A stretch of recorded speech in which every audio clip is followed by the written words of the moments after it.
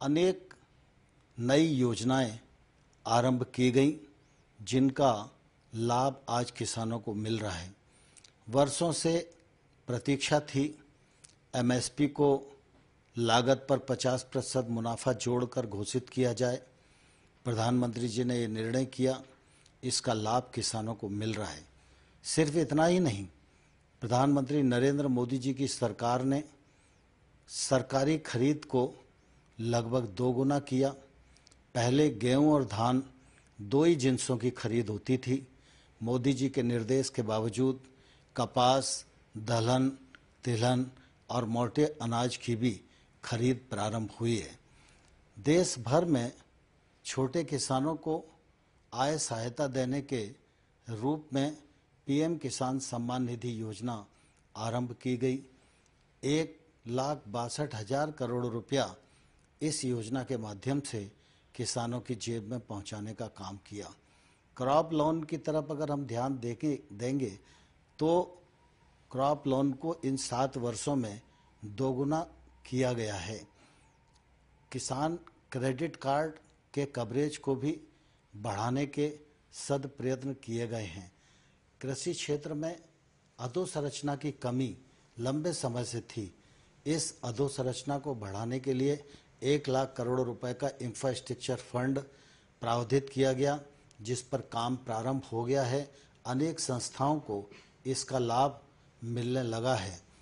फिर नीम putting urea हो, चाहे हमारा सॉइल हेल्थ कार्ड 22 करोड़ किसानों को देने का मामला हो, इन सब दृष्टियों से खेती और किसानी को लाभ पहुंचाने का प्रयत्न प्रधानमंत्री नरेंद्र मोदी जी के नेतृत्व में किया गया। प्रधानमंत्री जी चाहते थे कि किसानों के जीवन में जो बंदिशें हैं उनको खोला जाए। इस दिशा में अनेक कृषि अर्थशास्त्रियों ने, वैज्ञानिकों ने लंबे समय तक अध्ययन किया और इसके परिणाम स्वरूप प्रधानमंत्री जी कृषि सुधार की दृष्टि से 3 कानून लेकर आए, जिनको लोकसभा और राज्यसभा ने पारित किया। उन कानूनों का लाभ निश्चित रूप से किसानों को मिलने वाला था और उन कानूनों के पीछे प्रधानमंत्री जी की साफ नियत थी कि किसानों के जीवन में क्रांतिकारी बदलाव आए। लेकिन मुझे दुख है कि इन कानूनों का लाभ हम देश के कुछ किसानों को समझाने में सफल नहीं हो पाए। मैं इस अवसर पर उन लोगों को भी धन्यवाद देना चाहता हूं जिन्होंने हमारे साथ मिलकर, कृषि अर्थशास्त्रियों ने, वैज्ञानिकों ने, किसान संगठनों ने इन लाभों को समझाने की कोशिश की। मैं निश्चित रूप से उनका बहुत आभारी हूं।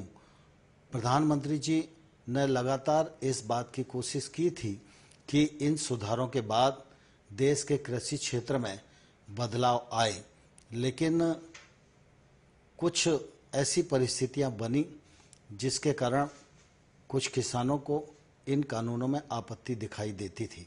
यद्यपि तर्क के साथ हम लोगों ने चर्चा का रास्ता अपनाया, उनको समझाने की कोशिश की, लेकिन फिर भी हम सफल नहीं हुए। इसलिए प्रधानमंत्री जी ने आज गुरु नानक देव जी के प्रकाश पर्व के अवसर पर इन तीनों कानूनों को रद्द करने, रिपील करने का जो निर्णय किया है वह निश्चित रूप से स्वागत योग्य है। प्रधानमंत्री जी यही नहीं रुके, साथ ही साथ प्रधानमंत्री जी ने आज यह भी कहा है कि जीरो बजट खेती हो, एमएसपी हो और क्रॉप डाइवर्सिफिकेशन का विषय हो, इन सब पर एक समिति बनाई जाएगी। इस समिति में केंद्र सरकार, राज्य सरकार, किसान, वैज्ञानिक, अर्थशास्त्री, ये सब उस समिति में रहेंगे।